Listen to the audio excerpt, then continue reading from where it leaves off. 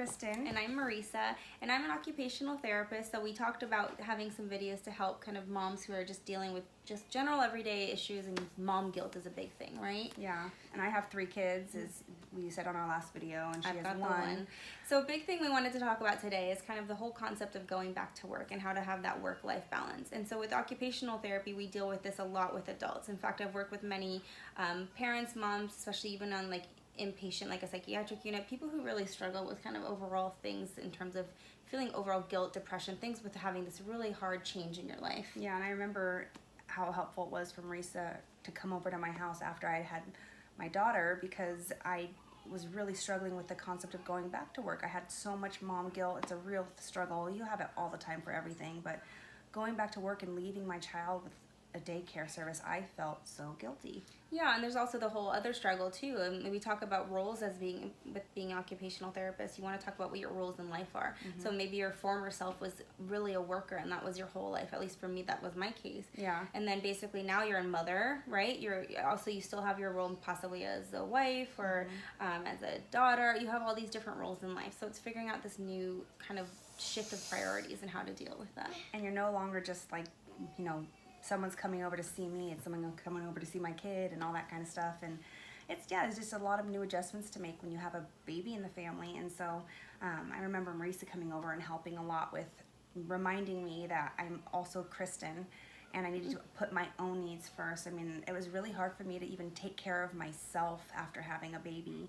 And Marisa was so helpful with making that transition back to work a little bit more smooth for me, and reminding me that I'm a person too, and this is actually great to model for my child. Well, and the funny thing is, as much as I preached that, I also really struggled when I had to go back to work, and Kristen was my person for that I was like, too. you need to remind yourself what you said to me. And she kept telling me like, oh, you're gonna love this, and I'm like, no, I'm not. I already know it. I want to be a mom, and I wish I could stay at home, but it's not that easy for every family to have that as an option. Yeah. I also want to give huge props to the stay-at-home mothers, because it's also a really hard job. Now my son's at the age where I'm like, I don't know if I could do that. It's harder. And it was funny because my first one, I really struggled. This is going to sound horrible, you guys.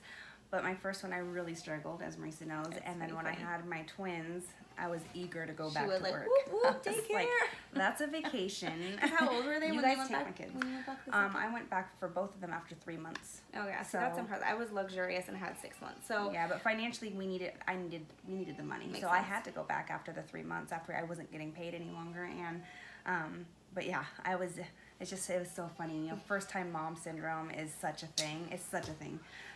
But yeah, when you're a second time mom.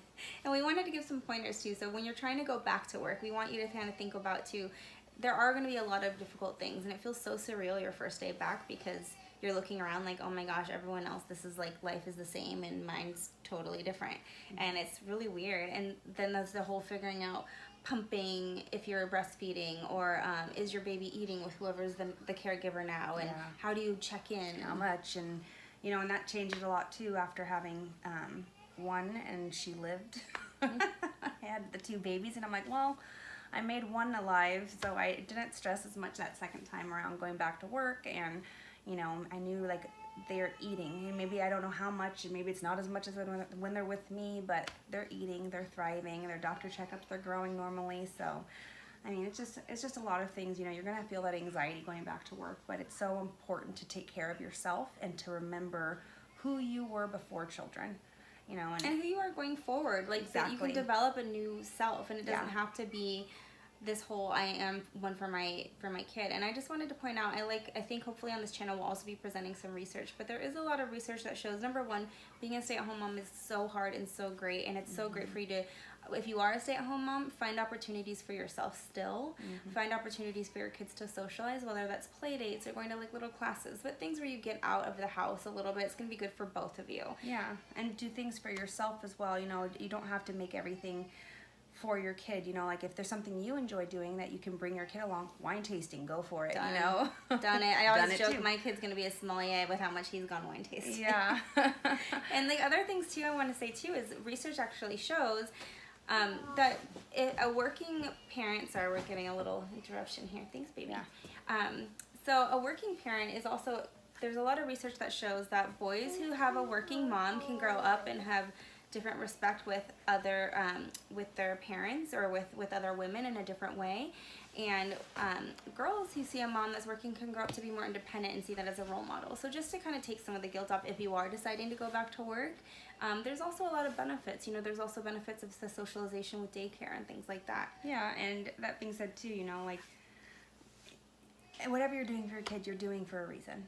So you just have to be okay with that decision. How many families are there out there with different situations, whatnot?